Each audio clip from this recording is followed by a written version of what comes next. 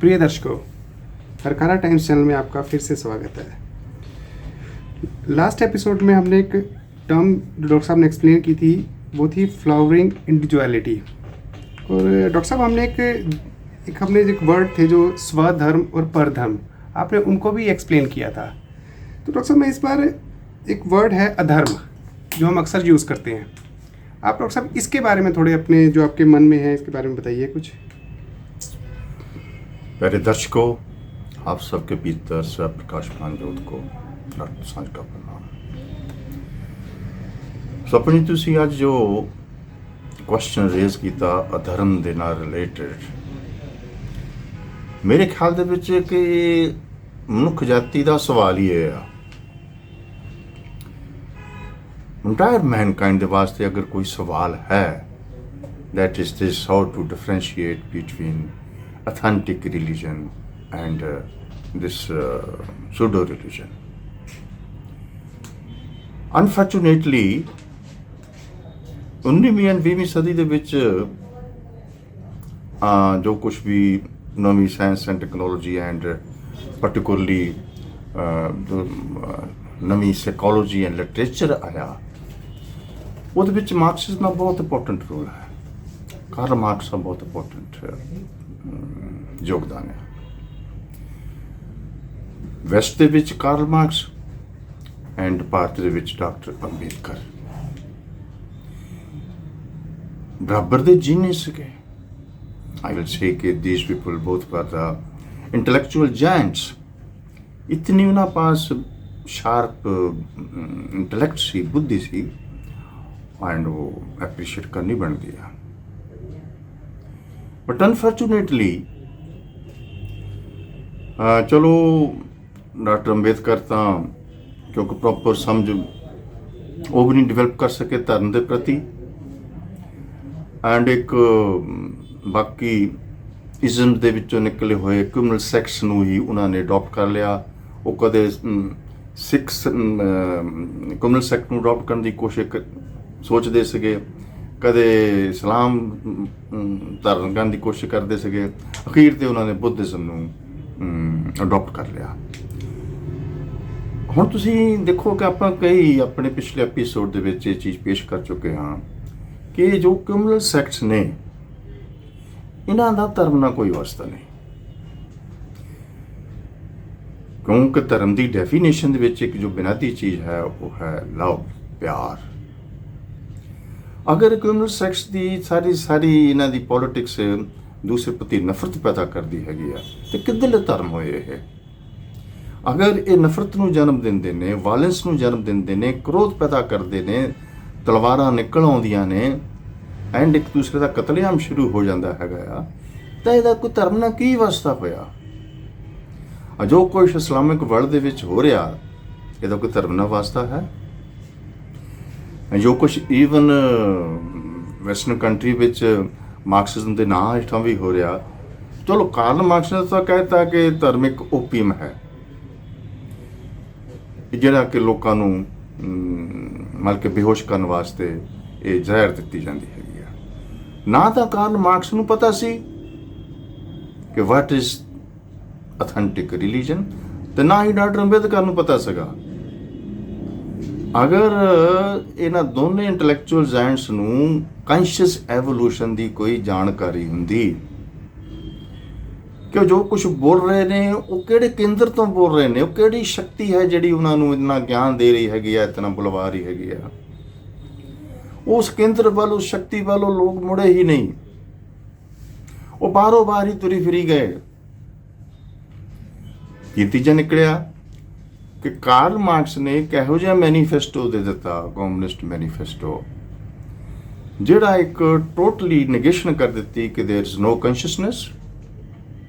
Dialectical materialism दे उपर बहुत कार्ल मार्क्स की मतलब कि कंट्रीब्यूशन है, लेकिन वो क्या है? Religion is an opium of the masses. लोगों को बेहोश करने वास्ते ये ओपीयम दी जाती हैगी आ। इस तो परे वो ना तो वो अपनी कॉन्शियसनेस नूं जान सकिया, ना अपनी वो निजता नूं जान सकिया। बुद्धि के तल विचों ही वो कार्ल मार्क्स सारा कुछ करता गया, बिच डायलैक्टिकल मटीरियलिज्म ਵਿੱਚ ਹਿਸਟੋਰੀਕਲ ਮਟੀਰੀਅਲਿਜ਼ਮ ਐਂਡ ਉਹਦੇ 'ਚ ਕੋਈ ਸ਼ੱਕ ਨਹੀਂ ਹੈ ਕਿ ਬਾਹਰ ਮੁਖੀ ਵਰਤਾਰੇ ਵਿੱਚ what is the phenomena of the objective world, ਉਹਦੀ ਕਾਰਲ ਮਾਰਕਸ ਬਹੁਤ ਅੱਛੀ ਵਿਆਖਿਆ ਕਰਦੇ ਨੇ, ਲੇਕਿਨ ਆਪਣੀ ਨਿਜਤਾ ਵੱਲ ਨਹੀਂ ਮੁੜੇ, ਕਿਉਂਕਿ ਉਸਨੇ ਨਿਜਤਾ ਵੱਲ ਤਦ ਮੁੜਦੇ ਜੇ ਕੌਨਸ਼ੀਅਸਨੈਸ ਦੀ ਉਹਨਾਂ ਨੂੰ ਕੋਈ ਜਾਣਕਾਰੀ ਹੁੰਦੀ। ਸੋ ਕੌਨਸ਼ੀਅਸਨੈਸ ਦੀ ਜਾਣਕਾਰੀ ਨਾ ਕਾਰਲ ਮਾਰਕਸ ਨੂੰ ਸੀਗੀ, ਉਹ ਇਹਨੂੰ ਓਪੀਅਮ ਤੱਕ ਹੀ ਸੀਮਤ ਰੱਖ ਕੇ ਬੈਠਾ ਰਿਹਾ। ਡਾਕਟਰ ਅੰਬੇਦਕਰ ਨੂੰ ਵੀ ਕੌਨਸ਼ੀਅਸਨੈਸ ਦੀ ਜਾਣਕਾਰੀ ਨਹੀਂ ਸੀ, ਉਹ ਆੜੇ ਵੱਖੋ ਵੱਖਰੇ ਕਮਿਊਨਲ ਸੈਕਟ ਸੀਗੇ, ਇਹਨਾਂ ਵਿੱਚੋਂ ਹੀ ਫੈਸਲਾ ਕਰਦੇ ਰਹੇ ਕਿ ਮੈਂ ਆਹ ਅਡੋਪਟ ਕਰਾਂ, ਕਿ ਮੈਂ ਆਹ ਅਡੋਪਟ ਕਰਾਂ, ਕਿ ਮੈਂ ਆਹ ਅਡੋਪਟ ਕਰਾਂ। ਤੀਜਾ ਕੀ ਨਿਕਲਿਆ ਕਿ ਦੋਨੇ ਲੋਕ, ਦੋਨੇ ਪ੍ਰਾਣੀ ਕਿ ਇਹੋ ਜਿਹੇ ਇੱਕ ਫਿਲਾਸਫੀ ਨੂੰ, ਇਹੋ ਜਿਹੇ ਦਰਸ਼ਨ ਨੂੰ ਜਨਮ ਦੇ ਗਏ ਜਿਹਦੇ ਵਿੱਚ ਕਿ ਬਾਹਰਮੁਖੀ ਵਰਤਾਰਾ ਪਦਾਰਥਕ ਸੰਸਾਰ ਤੱਕ, ਆਬਜੈਕਟਿਵ ਵਰਲਡ ਤੱਕ ਮਨੁੱਖ ਨੂੰ ਕਨਫਾਈਨ ਕਰਤਾ ਗਿਆ ਔਰ ਉਹਦਾ ਨਤੀਜਾ ਕੀ ਨਿਕਲਿਆ? ਦੂਸਰੇ ਤੱਕ ਸੀਮਤ ਮਨੁੱਖ ਦਾ ਹੋ ਜਾਣਾ। ਇਹਨੂੰ ਅਸੀਂ ਅਗਰ ਅੰਗਰੇਜ਼ੀ ਵਿੱਚ ਥੋੜਾ ਜਿਹਾ ਹੋਰ ਗਹਿਰਾਈ ਵਿੱਚ ਲਈਏ, it is non as other orientation. ਦੂਸਰੇ ਤੱਕ ਸੀਮਤ, ਦੂਸਰੇ ਤੱਕ ਵੈਸੇ ਤਾਂ ਅਸੀਂ ਜਿਹੜੀ ਮਨੁੱਖ ਹੈਗਾ ਦੂਸਰੇ ਦਾ ਬੁਰੀ ਤਰ੍ਹਾਂ ਗੁਲਾਮ ਹੈ। ਕਿਉਂ ਗੁਲਾਮ ਹੈ? Our entire personality is a byproduct of the other's opinion. Total ਸਾਡੀ ਜੋ ਸੋਚਣੀ ਜੀਵਨ ਬਤੀਤ ਕਰਦੇ ਹੈਗੇ ਆ ਉਹਦੇ ਵਿੱਚ ਅਦਰ ਇੰਨਾ ਹਾਵੀ ਹੈ ਕਿ ਸਾਡੇ ਜੋ ਫੈਸ਼ਨ ਵੀ ਕਰਨਾ, ਕੱਪੜੇ ਵੀ ਪਾਉਣੇ, ਬਾਹਰ ਵੀ ਨਿਕਲਣਾ, ਹੇਅਰ ਸਟਾਈਲ, ਜੋ ਕੁਝ ਵੀ ਹੈ ਉਹ ਅਸੀਂ ਉਹਦੇ ਵਿੱਚ ਦੂਸਰੇ ਦਾ ਓਪੀਨੀਅਨ ਪਿਆ ਹੁੰਦਾ ਕਿ ਦੂਸਰਾ ਮੈਨੂੰ ਦੇਖ ਕੇ ਕੀ ਕਹੇਗਾ। ਸਿਮਿਲਰਲੀ ਮੈਂ ਤਾਂ ਸੁਪਨਜੀਤ ਤੱਕ ਵੀ ਕਹਾਂਗਾ ਕਿ ਭਾਰਤ ਦੇਸ਼ ਦੀ ਜੋ ਜਿੰਦ ਜਾਨ ਹੈ ਉਹ ਹੈ ਭਾਰਤੀ ਦਰਸ਼ਨ। ਭਾਰਤੀ ਦਰਸ਼ਨ ਨੇ ਆਪਣੀ ਜੋ ਇਹ ਵਿਰਾਸਤ ਹੈ ਉਹਦੀ ਇਤਨੀ ਬਿਊਟੀਫੁਲ ਵਿਆਖਿਆ ਕੀਤੀ ਹੈ। ਫॉर ਐਗਜ਼ਾਮਪਲ ਕਿ ਅਸੀਂ ਭਾਰਤੀ ਦਰਸ਼ਨ ਜਦੋਂ ਪ੍ਰਕਿਰਤੀ ਦੀ ਵਿਆਖਿਆ ਕਰਦਾ ਕਿ ਕਿਸ ਤਰੀਕੇ ਨਾਲ ਪ੍ਰਕਿਰਤੀ ਦੇ ਜਿਹੜੇ ਵੱਖੋ ਵੱਖਰੇ ਤੱਤਵ ਨੇ ਉਹਨਾਂ ਦੇ ਵੱਖੋ ਵੱਖਰੇ ਕੁਆਲਿਟੀਜ਼ ਨੇ ਐਂਡ ਉਹਨਾਂ ਦੇ ਵੱਖੋ ਵੱਖਰੇ ਜਿਨ੍ਹਾਂ ਨੂੰ ਅਸੀਂ ਗੁਣ ਕਹਿੰਦੇ ਹਾਂ, ਗੁਣ ਨੇ ਵੱਖੋ ਵੱਖਰੇ ਉਹਨਾਂ ਦੇ ਦੋਸ਼ ਨੇ। ਪ੍ਰਕਿਰਤੀ ਦੇ ਐਲੀਮੈਂਟਸ ਦੀ ਜਦੋਂ ਇੱਕ ਬੈਲੈਂਸਡ ਐਵੋਲੂਸ਼ਨ ਹੁੰਦੀ ਹੈ, ਬੈਲੈਂਸਡ ਐਵੋਲੂਸ਼ਨ, ਮੈਂ ਫਿਰ ਰਿਪੀਟ ਕਰਾਂਗਾ, balanced evolution of the prakriti gives birth to the sanskriti। ਜਦੋਂ ਇੱਕ ਬੈਲੈਂਸਡ ਐਵੋਲੂਸ਼ਨ ਪ੍ਰਕਿਰਤੀ ਦੇ ਐਲੀਮੈਂਟਸ ਦੀ ਨਹੀਂ ਹੁੰਦੀ ਤਾਂ ਉਹ ਬਦਲ ਜਾਂਦੀ ਆ ਵਿਕਰਤੀ 'ਚ, ਵਿਕਰਤ ਹੋ ਗਿਆ, ਬਿਖਰ ਗਿਆ, ਖਲਾਰਾ ਪੈ ਗਿਆ, ਇਵੋਲਵ ਨਹੀਂ ਕੀਤਾ, ਕਿਸੇ ਹੋਰ ਪਾਸੇ ਚਲਾ ਗਿਆ। ਸੋ ਸਾਡੀ ਜਿਹੜੀ ਸੰਸਕ੍ਰਿਤੀ ਹੈ ਜਿਹਦੇ ਉੱਪਰ ਅਸੀਂ ਇਤਨਾ, ਸਾਨੂੰ ਭਾਰਤ, ਅਸੀਂ ਸਾਡੀ ਜਿੰਦ ਜਾਨ ਹੈ, ਸਾਡੀ ਸੰਸਕ੍ਰਿਤੀ ਸਾਡੀ ਜਿੰਦ ਜਾਨ ਹੈ। ਕਿਉਂ ਕਿ ਸੰਸਕ੍ਰਿਤੀ is the proper evolution of the various elements of the ਪ੍ਰਕਿਰਤੀ। ਉਸ ਦੇ ਵਿੱਚ ਇੱਕ ਚੀਜ਼ ਹੋਰ ਜੋ ਆ ਜਾਂਦੀ ਹੈਗੀ ਆ ਉਹ ਹੈ ਕੌਨਸ਼ੀਅਸਨੈਸ। ਸਾਡੀ ਸਾਰੀ ਦੀ ਸਾਰੀ ਚੀਜ਼, ਚਾਹੇ ਪ੍ਰਕਿਰਤੀ ਦੇ ਐਲੀਮੈਂਟ ਨੇ, ਚਾਹੇ ਉਹਨਾਂ ਐਲੀਮੈਂਟਸ ਦੀ ਆਪਸ ਵਿੱਚ ਇੰਟਰੈਕਸ਼ਨ ਹੈ, ਚਾਹੇ ਅਸੀਂ ਉਹਨਾਂ ਵਿੱਚੋਂ ਕੁਝ ਸੰਸਕ੍ਰਿਤੀ ਨੂੰ ਜਨਮ ਦੇਣਾ ਆ, ਲੇਕਿਨ ਸ਼ਕਤੀ ਜਿਹੜੀ ਹੈ ਉਹ ਹੈ ਕੌਨਸ਼ੀਅਸਨੈਸ। ਇਹ ਜਿੰਨੇ ਵੀ ਸਾਡੇ ਰਿਸ਼ੀ ਸੀਗੇ, ਬੁੱਧ ਪੁਰਸ਼ ਸੀਗੇ, ਇਨਲਾਈਟਨ ਵਿਅਕਤੀ ਸੀਗੇ ਜਿਨ੍ਹਾਂ ਨੇ ਇਤਨੀ ਬਿਊਟੀਫੁਲ ਰਚਨਾ ਕੀਤੀ, ਮੈਂ ਇੱਕ ਦਿਨ ਬੈਠਾ ਸੁਪਨ 'ਚ ਇਹੀ ਸੋਚਾਂ ਕਿ ਸ਼ਰੂਤੀ ਦਾ ਕੀ ਮਹਿਨਾ ਹੋਇਆ। ਭਾਰਤੀ ਸੰਸਕ੍ਰਿਤੀ ਜਾਂ ਭਾਰਤੀ ਦਰਸ਼ਨ ਜਾਂ ਭਾਰਤ ਦੀ ਜੋ ਦੇਣ ਹੈ ਉਹਦੇ ਬੁਨਿਆਦ ਵਿੱਚ ਦੋ ਚੀਜ਼ਾਂ ਪਈਆਂ ਨੇ। ਪਹਿਲਾ ਹੈ ਸ਼ਰੂਤੀ, ਦੂਸਰੀ ਹੈ ਸਮ੍ਰਿਤੀ। ਸ਼ਰੂਤੀ ਹੈ ਸੁਣਨਾ ਤੇ ਸਮ੍ਰਿਤੀ ਹੈ ਯਾਦ ਕਰਨਾ। ਤੀਸਰਾ ਦੇ ਵਿੱਚ ਨਿਕਲਿਆ ਸੀਗਾ ਮੈਥਡ ਆਫ ਐਵੋਲੂਸ਼ਨ, ਉਹਨੂੰ ਅਸੀਂ ਕਹਿੰਦੇ ਉਪਨਿਸ਼ਦਿਕ ਵੇ ਆਫ ਐਵੋਲੂਸ਼ਨ, ਮੈਡੀਟੇਟਿਵ। ਅਸੀਂ ਭਾਰਤ ਨੇ ਬਹੁਤ ਅਰਸੇ ਤੱਕ ਸਕ੍ਰਿਪਚਰ ਨਹੀਂ ਲਿਖੇ, ਕਿਉਂਕਿ ਭਾਰਤੀ ਸੰਸਕ੍ਰਿਤੀ ਜੋ ਪੈਦਾ ਹੋਈ ਸੀ ਉਹਦਾ ਇਹ ਵਿਚਾਰ ਸੀ, ਭਾਰਤੀ ਦਰਸ਼ਨ ਦਾ ਇਹ ਵਿਚਾਰ ਸੀ ਕਿ ਸ਼ਰੂਤੀ ਐਂਡ ਸਮ੍ਰਿਤੀ ਦੋ both are sufficient। ਯਾਦ ਕਰਕੇ ਐਂਡ ਸੁਣ ਕੇ। ਤੀਸਰਾ ਜਿਹੜਾ ਸੀ ਇਹ ਯਾਦ ਕਰਕੇ ਗਿਆਨ ਨੂੰ ਲੈਣਾ, ਸੁਣ ਕੇ ਗਿਆਨ ਨੂੰ ਪ੍ਰਾਪਤ ਕਰਨਾ। ਤੀਸਰਾ ਜਿਹੜਾ ਗਿਆਨ ਪ੍ਰਾਪਤ ਕਰਨ ਦਾ ਤਰੀਕਾ ਸੀ ਉਹਨੂੰ ਅਸੀਂ ਉਪਨਿਸ਼ਦਿਕ ਵੇ ਆਫ ਤਰੀਕਾ ਲਿਆ। ਉਪਨਿਸ਼ਦਿਕ ਕੋਲ ਬੈਠ ਕੇ, ਗੁਰੂ ਦੇ ਕੋਲ, ਕਨਲਾਈਟਡ ਵਿਅਕਤੀ ਦੇ ਕੋਲ ਬੈਠ ਕੇ ਇਸ ਕਦਰ ਆਪਣੇ ਸ਼ੁੱਧ ਹਿਰਦੇ, ਸ਼ੁੱਧ ਬੁੱਧੀ ਨੂੰ ਇਵੋਲਵ ਕਰਕੇ, ਇਸ ਤਰੀਕੇ ਦੇ ਨਾਲ ਆਪਣੇ ਇਲੈਕਟ੍ਰੋਮੈਗਨੈਟਿਕ ਔਰਾ ਤੋਂ ਜਾਣੂ ਹੋ ਕੇ, ਗੁਰੂ ਦਾ ਇਲੈਕਟ੍ਰੋਮੈਗਨੈਟਿਕ ਔਰਾ ਦੇ ਨਾਲ ਆਤਮਸਾਤ ਕਰਕੇ ਗੁਰੂ ਦਾ ਗਿਆਨ ਰਿਸੀਵ ਕਰ ਲੈਣਾ। ਦੈਟ ਇਜ਼ ਦਾ ਉਪਨਿਸ਼ਦਿਕ ਵੇ ਆਫ ਮੈਡੀਟੇਸ਼ਨ, ਉਪਨਿਸ਼ਦਿਕ ਵੇ ਆਫ ਟੈਕਨੀਕ ਕਹਿ ਲਓ। ਸੋ ਅਸੀਂ ਤਾਂ ਬਈ ਇਹ ਗ੍ਰੰਥ ਲਿਖਣ ਦੇ ਹੱਕ ਵਿੱਚ ਨਹੀਂ ਸੀਗੇ, ਸਕ੍ਰਿਪਚਰ ਲਿਖਣ ਦੇ ਹੱਕ ਵਿੱਚ ਨਹੀਂ। ਬੜੀ ਇੱਥੇ ਡਿਸਕਸ਼ਨ ਹੋਈ ਜਦੋਂ ਪਹਿਲਾਂ ਸਾਡੇ ਉਪਨਿਸ਼ਦ ਲਿਖੇ ਗਏ, ਉਦੋਂ ਉਸ ਵਕਤ ਗੁਰੂ ਐਂਡ ਸ਼ਿਸ਼ ਦੇ ਵਿਚਕਾਰ ਇਹ ਬਹੁਤ ਡਿਸਕਸ਼ਨ ਹੋਈ। ਸ਼ਿਸ਼ ਕਹਿੰਦੇ ਸੀਗੇ ਕਿ ਅਗਲਾ ਕ੍ਰੌਪ ਜੋ ਹੈ ਡਿਸਾਈਪਲਸ ਦੀ ਉਹ ਪ੍ਰੋਪਰ ਨਹੀਂ ਆ ਰਹੀ, ਤੇ ਜੋ ਕੁਝ ਤੁਸੀਂ ਬੋਲ ਰਹੇ ਹੋ, ਜੋ ਕੁਝ ਸਾਨੂੰ ਸੁਣਾਇਆ ਹੈਗਾ, ਜੋ ਕੁਝ ਤੁਸੀਂ ਸਾਨੂੰ ਉਪਨਿਸ਼ਦ ਦੇ ਤਰੀਕੇ ਨਾਲ ਦਿੱਤਾ ਹੈਗਾ ਆ, ਜੋ ਕੁਝ ਤੁਸੀਂ ਸਾਨੂੰ ਮੈਮੋਰਾਈਜ਼ਡ ਕਰਾਇਆ ਹੈਗਾ, ਸਮ੍ਰਿਤੀ ਸਾਡੀ ਮੈਮਰੀ ਵਿੱਚ ਤੁਸੀਂ ਪਾਇਆ ਹੈਗਾ ਆ, ਤੋ ਅੱਗੇ ਤਾਂ ਸ਼ਿਸ਼ਤਾਂ ਦੀ ਇਹ ਪ੍ਰਣਾਲੀ ਬੰਦ ਹੋ ਰਹੀ ਹੈਗੀ ਕਲਯੁੱਗ ਦੇ ਵਿੱਚ, ਤੋ ਇਹ ਕਿਸ ਤਰੀਕੇ ਦੇ ਨਾਲ ਸਾਰੀ ਚੀਜ਼ ਹੋਵੇਗੀ। ਤੋ ਗੁਰੂ ਕਹਿੰਦਾ ਕਿ ਨਹੀਂ ਬਈ ਇਹ ਅਸੀਂ ਬੋਲ ਕੇ ਇਹਨੂੰ ਲਿਖਣਾ ਨਹੀਂ।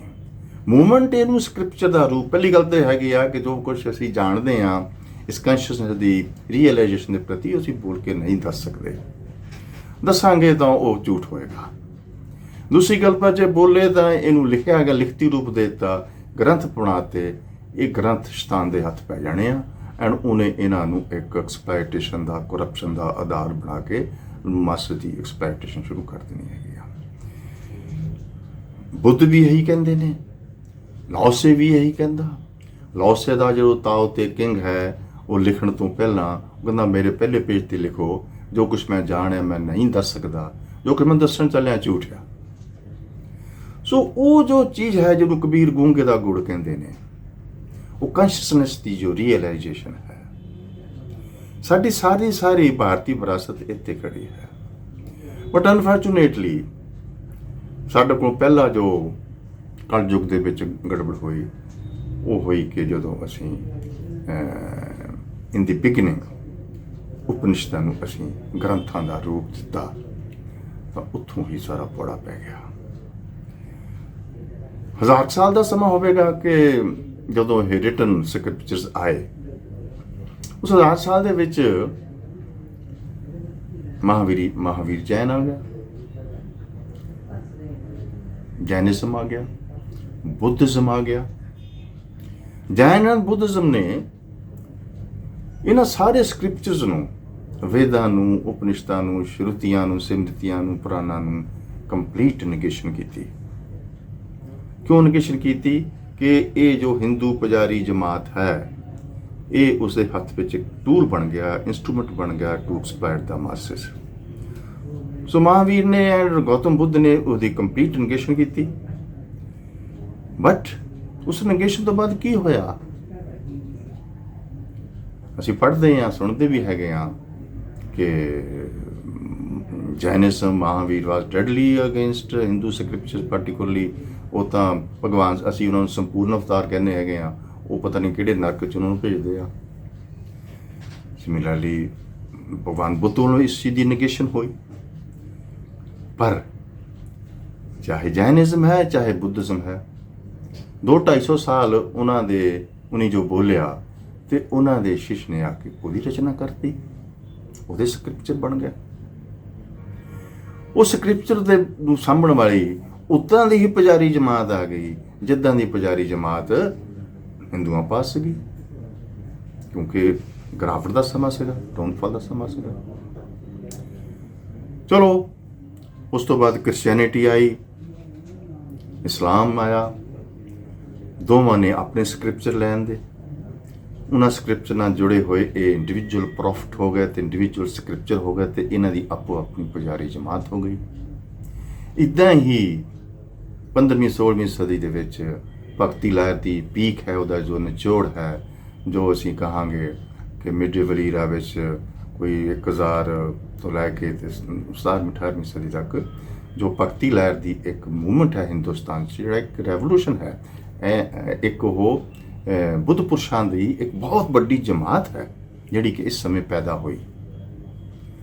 ਉਸ ਸਮੇਂ ਪੈਦਾ ਹੋਈ ਜਦੋਂ ਕਿ ਸਾਡਾ ਅੱਜ ਤੱਕ ਜੋ ਸਾਨੂੰ ਕਹਿੰਦੇ ਨੇ ਕਿ ਮੰਦਿਰਾਂ 'ਚ ਦਖਲ ਨਹੀਂ ਸੀ ਦਿੱਤਾ ਜਾਂਦਾ, ਇਹ ਗ੍ਰੰਥ ਨਹੀਂ ਸੀ ਪੜ੍ਹ ਸਕਦੇ। ਜਿਸ ਵਿਅਕਤੀ ਨੇ ਕੌਨਸ਼ੀਅਸਲੀ ਇਵੋਲਵ ਕਰਨਾ, ਉਹਨੂੰ ਕਿਸੇ ਮੰਦਿਰ ਜਾਣ ਦੀ ਲੋੜ ਹੀ ਨਹੀਂ ਗਈ। ਉਹਨੂੰ ਇਹੋ ਜਿਹੇ ਗ੍ਰੰਥਾਂ ਨੂੰ ਮਨਾਹੀ ਵੀ ਕਰ ਦਿਓ, ਜਦ ਉਹਨੂੰ ਪਤਾ ਚੱਲ ਜਾਏਗਾ ਕਿ ਮੇਰਾ ਗ੍ਰੰਥ ਤਾਂ ਮੇਰੇ ਅੰਦਰ ਹੈ, ਸੈਲਫ ਰੀਅਲਾਈਜੇਸ਼ਨ ਹੀ ਮੇਰੀ ਕੌਨਸ਼ੀਅਸ ਐਵੋਲੂਸ਼ਨ ਹੈ, ਤਾਂ ਉਧਰ ਚਲੇਗਾ। ਸੋ ਇਸ ਤਰੀਕੇ ਨਾਲ ਇੱਕ ਬਹੁਤ ਹੀ ਬਿਊਟੀਫੁਲ, ਮੈਂ ਗੁਰੂ ਗ੍ਰੰਥ ਸਾਹਿਬ ਨੂੰ ਇਨਸਾਈਕਲੋਪੀਡੀਆ ਆਫ ਰਿਲੀਜਨ ਕਹਿਣਾ। ਇਨਸਾਈਕਲੋਪੀਡੀਆ ਹੀ ਰਹਿਣਾ ਸੀ ਅੱਜ ਤੱਕ। ਮੈਂ ਹੁਣ ਅਗਲੀ ਗੱਲ ਨਹੀਂ ਕਰਾਂਗਾ ਕਿ ਉਹ ਕੰਟਰੋਵਰਸੀ ਖੜ ਜਾਂਦੀ ਹੈ, ਮੈਂ ਕੰਟਰੋਵਰਸੀ ਨਹੀਂ ਕਦੇ ਪੈਣਾ ਚਾਹੁੰਦਾ। ਲੇਕਿਨ ਅਗਰ ਗੁਰੂ ਗ੍ਰੰਥ ਸਾਹਿਬ ਇੱਦਾਂ ਹੀ ਚੱਲਦਾ ਰਹਿੰਦਾ ਤਾਂ ਤਮਾਮ ਬੁੱਧ ਪੁਰਸ਼ ਅੱਜ ਤੱਕ ਜੋ ਸੀਗੇ ਇਹ ਗੁਰੂ ਗ੍ਰੰਥ ਸਾਹਿਬ ਵਿੱਚ ਆਈ ਜਾਣੇ ਸੀਗੇ। Encyclopaedia of religion, modern religion ਹੋ ਜਾਣਾ ਸੀ। That's a different story. Now ਕੀ ਗੜਬੜ ਉੱਥੇ ਵੀ ਕੀ ਹੋਈ ਕਿ ਉਹ ਵੀ ਹੁਣ ਇੱਕ ਪੁਜਾਰੀ ਜਮਾਤ ਦੇ ਹੱਥ ਪੈ ਗਿਆ। ਆ ਜਿਹੜੀ SGPC ਅਸੀਂ ਸਿੱਖਾਂ ਦੀ ਕਹਿੰਦੇ ਹੈਗੇ ਆ, ਸ਼੍ਰੋਮਣੀ ਗੁਰਦੁਆਰਾ ਪ੍ਰਬੰਧਕ ਕਮੇਟੀ, ਇਹ ਪੁਜਾਰੀ ਜਮਾਤ ਆ, ਟੋਟਲ ਪੁਜਾਰੀ ਜਮਾਤ। ਜਸਟ ਲਾਈਕ ਦਾ ਪੁਜਾਰੀ ਜਮਾਤ ਆਫ ਇਸਲਾਮ, ਪੁਜਾਰੀ ਜਮਾਤ ਆਫ ਕ੍ਰਿਸਚੈਨਿਟੀ, ਪੁਜਾਰੀ ਜਮਾਤ ਆਫ ਬੁੱਧਿਜ਼ਮ, ਪੁਜਾਰੀ ਜਮਾਤ ਆਫ ਜੈਨਿਜ਼ਮ। ਐਂਡ ਨਾਓ ਇਹਨਾਂ ਸਾਰਿਆਂ ਚੋਂ ਰਿਐਕਸ਼ਨ ਚੋਂ ਨਿਕਲ ਕੇ ਜਦੋਂ ਆਦਿ ਸ਼ੰਕਰਾਚਾਰੀਆ ਨੇ ਮੱਠ ਬਣਾਏ ਐਂਡ ਹਿੰਦੂਇਜ਼ਮ ਨੂੰ ਆਰਗੇਨਾਈਜ਼ ਕਰਨ ਦੀ ਕੋਸ਼ਿਸ਼ ਕੀਤੀ, ਉਹਦੇ ਵਿੱਚ ਇੱਕ ਪੁਜਾਰੀ ਜਮਾਤ, ਨਵੀਂ ਪੁਜਾਰੀ ਜਮਾਤ ਆ ਗਈ। ਸੋ ਇਹ ਗ੍ਰੰਥ ਵਿੱਚ ਪਏ ਹੋਏ, ਇਹਨਾਂ ਸਕ੍ਰਿਪਟ 'ਚ ਪਈ ਹੋਈ ਸਿੱਖਿਆ ਐਂਡ ਇਹਨਾਂ ਨੂੰ ਸਾਂਭਣ ਵਾਲੀ ਪੁਜਾਰੀ ਜਮਾਤ, ਉਹ ਪੁਜਾਰੀ ਜਮਾਤ ਆਪੋ ਆਪਣੇ ਰਿਚੁਅਲਸ ਬਣਾ ਲੈਂਦੀ ਆ। ਉਹ ਰਿਚੁਅਲਸ ਕੋਈ ਮਨੁੱਖ ਨਾਲ ਲੈ ਕੇ ਪੈਦਾ ਨਹੀਂ ਹੁੰਦਾ, ਬਾਅਦ ਵਿੱਚ ਪੁਜਾਰੀ ਜਮਾਤ ਵੱਲੋਂ ਇੰਪੋਜ਼ ਕੀਤੇ ਜਾਂਦੇ ਨੇ। ਐਂਡ ਉਹਨਾਂ ਰਿਚੁਅਲਸ ਦੀ ਆਪਸੀ ਲੜਾਈ ਹੋ ਪੈਂਦੀ ਹੈਗੀ ਆ, ਤਾਂ ਉਹਨੂੰ ਅਸੀਂ ਕਹਿ ਦਿੰਦੇ ਹਾਂ ਕਿ ਇਹ ਅਸੀਂ ਧਰਮ ਯੁੱਧ ਕਰ ਰਹੇ ਹਾਂ, ਧਰਮ ਦੀ ਲੜਾਈ ਕਰ ਰਹੇ ਹਾਂ। ਇਹ ਜਿਹੜੀ ਮਨੁੱਖ ਜਾਤੀ ਦੀ ਆਪਸੀ ਨਫ਼ਰਤ ਪੈਦਾ ਹੋਈ ਇਹਨਾਂ ਕਮਨ ਸੈਕਸ ਦੀ ਬਦੌਲਤ, ਇਸ ਚੀਜ਼ ਨੂੰ ਆ ਕੇ ਕ੍ਰਿਸਚੈਨਿਟੀ ਵਿੱਚੋਂ ਨਿਕਲੇ ਮਾਰਕਸਿਜ਼ਮ ਨੇ ਬਹੁਤ ਬਰੀਕੀ ਨਾਲ ਲਿਆ ਔਰ ਉਹਦੇ ਵਿੱਚ ਕਾਰਲ ਮਾਰਕਸ ਨੇ ਕਹਿਤਾ ਕਿ ਇਹ ਮਨੁੱਖ ਨੂੰ ਬੇਹੋਸ਼ ਕਰਨ ਦੀ ਅਗਰ ਕੋਈ ਬਹੁਤ ਬਿਊਟੀਫੁਲ ਚੀਜ਼ ਹੈ ਓਪੀਅਮ ਵਰਗੀ, ਤਾਂ ਆ ਰਿਲੀਜਨ ਦੀ ਰਹਿਤ ਮਿਟਾਦਾ ਹੈ। ਲੇਕਿਨ ਇਹ ਜੋ ਕੁਛ ਵੀ ਸਾਰਾ ਕੁਛ ਹੈ, ਇਹ ਮਨੁੱਖ ਨੂੰ ਦੂਸਰੇ ਤੱਕ ਸੀਮਿਤ ਕਰਦਾ। ਕਿਸੇ ਤਰੀਕੇ ਨਾਲ ਵੀ ਮਨੁੱਖ ਆਪਣੀ ਇੰਡੀਵਿਜੂਅਲਿਟੀ ਤੋਂ ਜਾਣੂ ਨਾ ਹੋ ਜਾਏ, ਮਨੁੱਖ ਜਾਗ ਨਾ ਜਾਵੇ, ਮਨੁੱਖ ਕੌਨਸ਼ੀਅਸ ਨਾ ਹੋ ਜਾਏ, ਮਨੁੱਖ ਅਵੇਅਰ ਨਾ ਹੋ ਜਾਏ, ਮਨੁੱਖ ਆਪਣੇ ਸਾਖਸ਼ੀ ਭਾਵ ਤੋਂ ਨਾ ਜਾਣੂ ਹੋ ਜਾਏ, ਮਨੁੱਖ ਆਪਣੇ ਦ੍ਰਿਸ਼ਟਾ ਤੋਂ ਨਾ ਜਾਣੂ ਹੋ ਜਾਏ। ਉਸ ਤੋਂ ਜਾਣੂ ਹੋ ਗਿਆ, ਉਹ ਸਭ ਧਰਮ ਵੱਲ ਆ ਜਾਏਗਾ। ਤੁਹਾਡਾ ਜਿਹੜਾ ਸਵਾਲ ਹੈ ਸੁਪਨ ਜੀ, ਆ ਧਰਮ ਫਿਰ ਕਿਆ ਹੈ? ਜਿਹੜੀ ਅਦਰ ਓਰੀਐਂਟੇਸ਼ਨ ਹੈ ਮਨੁੱਖ ਦੀ, ਦੂਸਰੇ ਤੱਕ ਸੀਮਿਤ ਹੋ ਜਾਣਾ, ਖਾਓ ਕਿਮਲ ਸੈਕਸ ਦੀ ਵਿੱਚ ਗੁਰੂ ਨੇ, ਬਾਬੇ ਨੇ, ਲਾਈਟਨ ਵਿਅਕਤੀ ਨੇ, ਜਾਂ ਉਹ ਮਾਰਕਸਿਜ਼ਮ ਹੈ, ਇਹ ਮਨੁੱਖ ਨੂੰ ਦੂਸਰੇ ਤੱਕ ਸੀਮਿਤ ਕਰਦਾ। ਹੁਣ ਤੁਸੀਂ ਮਾਰਕਸਿਜ਼ਮ ਦਾ ਟੋਟਲ ਲਿਟਰੇਚਰ ਹੈਗਾ ਆ, ਉਹ ਤਾਂ ਗੱਲ ਹੀ ਦੂਸਰਾ ਆ।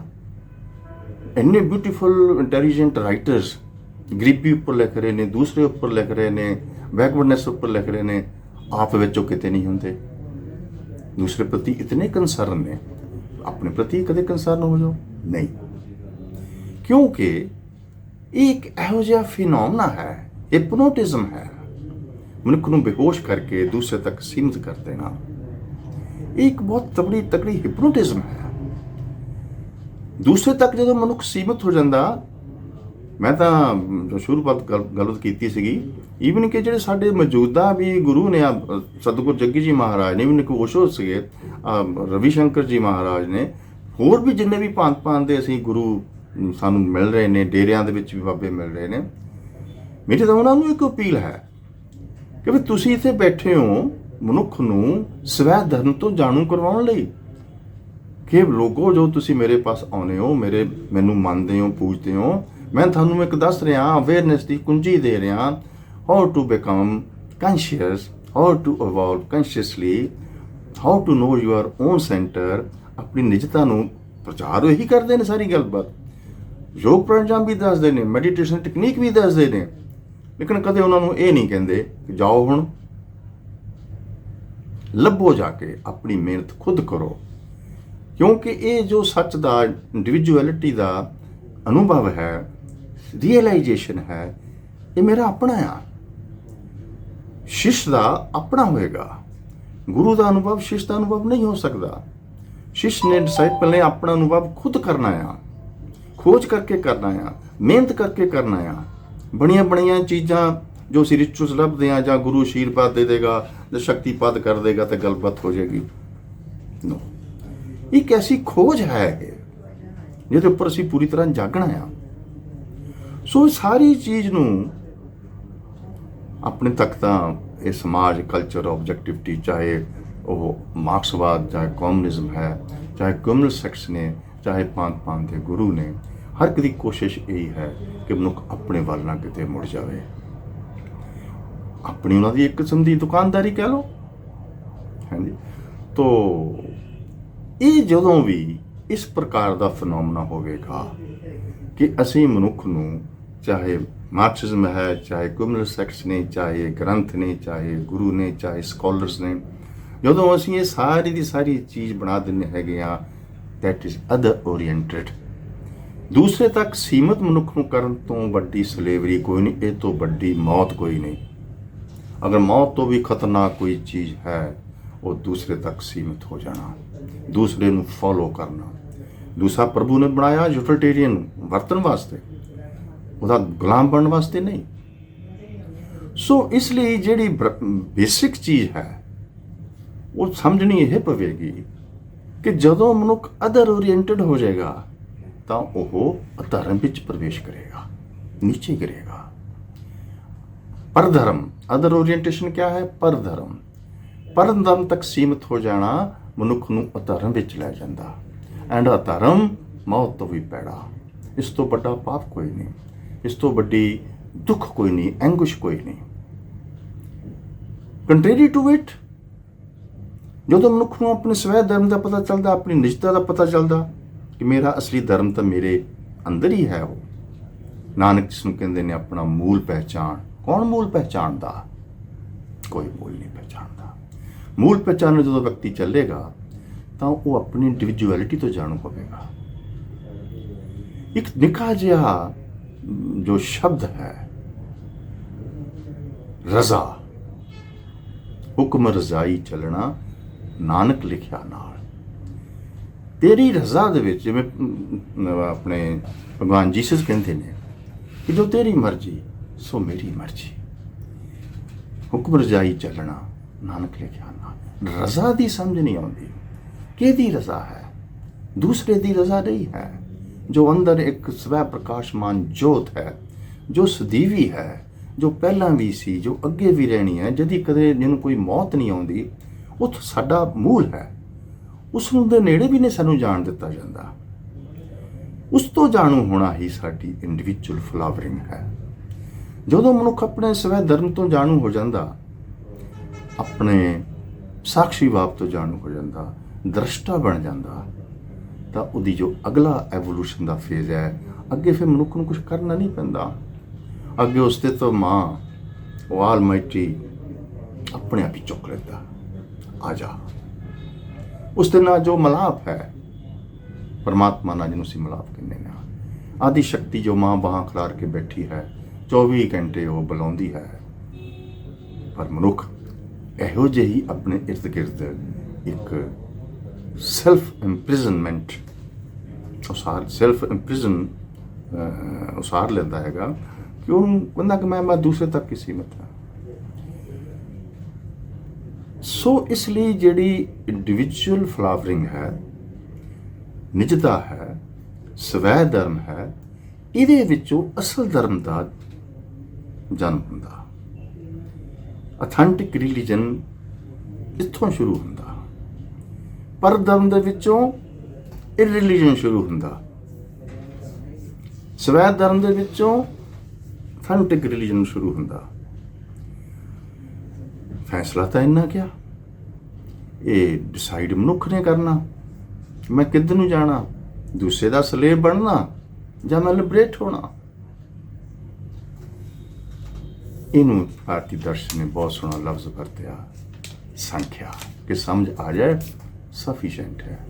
ਨਹੀਂ ਸਮਝ ਆਉਂਦੀ ਤਾਂ ਪਰਧਰਮ ਤੋਂ ਛੁਟਕਾਰਾ ਪਾਉਣ ਲਈ ਇੰਨਾ ਮਿਹਨਤ ਕਰਨੀ ਪੈਂਦੀ ਹੈਗੀ ਆ। ਯੋਗ, ਪ੍ਰਾਣਾਯਾਮ, ਮੈਡੀਟੇਸ਼ਨ ਦੇ ਪੰਜ ਦੇ ਟੈਕਨੀਕ, ਬਹੁਤ ਕੁਝ ਕਰਕੇ ਫੇਰ ਕਿਤੇ ਜਾ ਕੇ ਇਹੀ ਸਮਝ ਆਉਂਦੀ ਹੈਗੀ ਆ, ਓਹੋ ਮੁੜਨਾ ਤਾਂ ਉਧਰ ਨਹੀਂ ਸੀਗਾ। ਸੋ ਇਸ ਲਈ ਸਵਪਨ ਜੀ ਇਹ ਜਿਹੜਾ ਮੋਟੇ ਸ਼ਬਦਾਂ ਦੇ ਵਿੱਚ ਦੂਸਰੇ ਤੱਕ ਸੀਮਿਤ ਹੋ ਜਾਣਾ, ਪਦਾਰਥ ਤੱਕ, ਸੰਸਾਰ ਤੱਕ ਸੀਮਿਤ ਹੋ ਜਾਣਾ, ਇਹ ਪਰਧਰਮ ਹੈ। ਲਿਟਰੇਚਰ ਤੱਕ ਸੀਮਿਤ ਹੋ ਜਾਣਾ, ਦੂਸਰੇ ਬਾਰੇ ਹੀ ਲਿਖਣਾ, ਦੂਜੇ ਬਾਰੇ ਹੀ, ਸਾਰੀ ਰਾਜਨੀਤੀ ਪਰਧਰਮ ਹੈ। ਬਾਬਿਆਂ ਦੇ ਡੇਰੇ ਦੂਜੇ ਤੀਜੇ ਪਰਧਰਮ ਹੈ। ਨੋ ਡਾਊਟ ਸਕ੍ਰਿਪਚਰ ਵਿੱਚੋਂ ਸਾਨੂੰ ਸੇਧ ਮਿਲਦੀ ਹੈਗੀ ਆ, ਲੇਕਿਨ ਸਕ੍ਰਿਪਚਰ ਨੂੰ ਦੇ ਵਿੱਚ ਪੂਰਾ ਸੱਚ ਨਹੀਂ, ਆਪ ਲੱਭਣਾ ਪਵੇਗਾ। ਰੀਅਲਾਈਜੇਸ਼ਨ ਇਜ਼ ਇੰਡੀਵਿਜੂਅਲ, ਉਹ ਆਪ ਕਰਨੀ ਪਵੇਗੀ। ਸਕ੍ਰਿਪਚਰ ਸਾਨੂੰ ਸਹਾਈ ਹੋ ਸਕਦੇ ਨੇ, ਲੇਕਿਨ ਜਿਹੜੀ ਸਾਇਲੈਂਸ ਹੈ, ਜਿਹੜੀ ਅਲੋਨਨੈਸ ਹੈ, ਉਹ ਤਾਂ ਮਨੁੱਖ ਨੇ ਆਪ ਕਰਨੀ ਹੈ।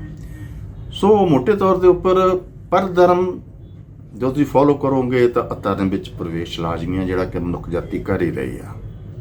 ਕੰਟਰੀ ਟੂ ਦੈਟ ਇਜ਼ ਸਵੈ ਧਰਮ, ਸਵੈ ਧਰਮ 'ਚ ਪ੍ਰਵੇਸ਼ ਹੋਏਗਾ ਤਾਂ ਪਰਮ ਧਰਮ ਜਾਂ ਸਰਬ ਧਰਮ ਦੇ ਵਿੱਚ ਪ੍ਰਵੇਸ਼ ਹੋ ਜਾਏਗਾ, ਪਰਮਾਤਮਾ ਨਾਲ ਮਿਲਾਪ ਹੋ ਜਾਏਗਾ। ਸੋ ਇਹ ਵਿਸ਼ਾ ਆਪਾਂ ਅਗਲੇ ਐਪੀਸੋਡ 'ਚ ਫਿਰ ਲਵਾਂਗੇ, ਕਿਉਂਕਿ ਐਕਚੁਅਲੀ ਮਨੁੱਖ ਜਾਤੀ ਦਾ ਵਿਸ਼ਾ ਹੀ ਇਹ ਆ। ਮਨੁੱਖ ਜਾਤੀ ਨੂੰ ਸਮਝ ਹੀ ਨਹੀਂ ਆ ਰਹੀ ਕਿ ਮੈਂ ਕਿੱਧਰ ਨੂੰ ਇਵੋਲਵ ਕਰਨਾ। ਭੱਜਣਾ ਪਈਆਂ ਹੋਈਆਂ ਨੇ ਵੱਡੀਆਂ ਤੋਂ ਵੱਡੀਆਂ ਗੱਡੀਆਂ ਦੀਆਂ, ਵੱਡੀਆਂ ਤੋਂ ਵੱਡੀਆਂ ਕੋਠੀਆਂ ਦੀਆਂ, ਹੋਰ ਤੋਂ ਹੋਣ ਅਕੂਮੂਲੇਸ਼ਨ ਆਫ ਮਨੀ ਦੀ। ਮਨੀ ਹੋਣ ਦੇ ਬਾਵਜੂਦ ਵੀ ਜਿਹੜਾ ਲੋਕ ਫਿਰ ਮਨੀ ਮਗਰ ਪਿਆ ਹੋਇਆ, ਉਸ ਤੋਂ ਵੱਡਾ ਈਡਿਟ ਕੋਈ ਨਹੀਂ। ਇੰਨਾ ਭੰਡਾਰ ਪੈਸਾ ਜਮ੍ਹਾਂ ਕਰਕੇ ਵੀ ਜੇ ਮਨੁੱਖ ਨੂੰ ਸਮਝ ਨਹੀਂ ਆਉਂਦੀ ਮੈਂ ਫਿਰ ਉਹੀ ਕੁਛ ਕਰ ਰਿਹਾ ਹੈਗਾ ਆ, ਇਹ ਤਾਂ ਪਾਗਲਪਣ ਦੀ ਨਿਸ਼ਾਨੀ ਹੈ। ਸੋ ਇਹ ਸਾਰੀ ਚੀਜ਼ ਕਿਉਂ ਹੈ? ਬਿਕਾਜ਼ ਆਫ ਅਧਰਮ, ਜਿਹਨੂੰ ਤੁਸੀਂ ਜਾਣਨਾ ਚਾਹੁੰਦੇ ਹੋ। ਇੱਕ ਨਿੱਕਾ ਜਿਹਾ ਹੀ ਇੱਕ ਗੈਸਟਾਲਟ, ਜਰਮਨ ਲਫ਼ਜ਼ ਹੈ ਗੈਸਟਾਲਟ। ਦਰਵਾਜ਼ਾ ਇੱਕ ਹੈ, ਮੂੰਹ ਬਾਹਰ ਨੂੰ ਆ ਤਾਂ ਬਾਹਰ ਮੁਖੀ ਵਰਤਾਰਾ ਹੈ, ਮੂੰਹ ਅੰਦਰ ਨੂੰ ਹੋ ਜਾਂਦਾ ਹੈਗਾ ਤਾਂ ਅੰਤਰਮੁਖੀ ਵਰਤਾਰਾ ਸ਼ੁਰੂ ਹੋ ਜਾਂਦਾ ਹੈ। ਸੋ ਦਰਸ਼ਕੋ, ਅਗਲੇ ਐਪੀਸੋਡ 'ਚ ਆਪਾਂ ਇਸੇ ਟੌਪਿਕ ਨੂੰ ਲੈ ਕੇ ਹੋਰ ਗਹਿਰਾਈ ਵਿੱਚ ਚੱਲਾਂਗੇ। आप सबके भीतर एक बार फिर उस वह प्रकाशमान ज्योत को डॉक्टर सन का प्रणाम। धन्यवाद डॉक्टर साहब। दर्शकों, इस वीडियो को यदि आपको पसंद आए तो इसको मैक्सिमम लाइक, सब्सक्राइब और शेयर कीजिए। धन्यवाद।